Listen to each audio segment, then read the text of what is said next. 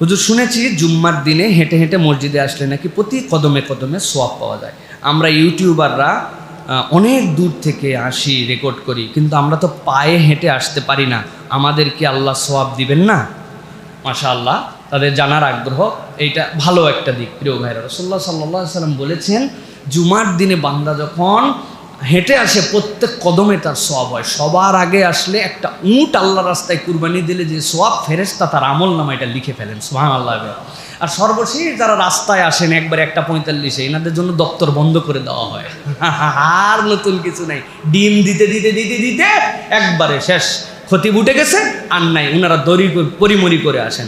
তো শুরুটাও আছে, শেষটাও আছে, কিন্তু হেঁটে আসার ফজিলত আলাদা করে বলা আছে। এখন এমন দূরে আপনার বাড়ি যেখান থেকে আপনি হেঁটে আসতে পারছেন না, তো আপনি যেখানে মোটরসাইকেল থেকে নেমেছেন, গাড়ি থেকে নেমেছেন, রিক্সা থেকে নেমেছেন, এরপরে যতটুকু হেঁটে আসবেন, আপনি যে এত দূর থেকে আসতে অক্ষম, রব্বুল আলামিন তো জানেন।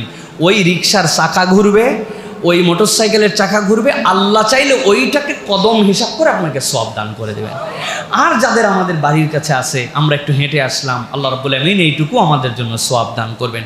অনেক সালাফরা ছিলেন, দূরে বাড়ি থাকলেও জুম্মার দিনে সকাল থেকে ওই নিয়ত করে হাঁটতে শুরু করতেন। তারা হেঁটে হেঁটেই আসতেন, তারা কোনো বাহন ব্যবহার করতেন না, তারা আক্ষরিক অর্থেই সওয়াব কামাই করার জন্য চেষ্টা করতেন। আল্লাহর কাছে সোয়াবের কোনো কমতি নাই।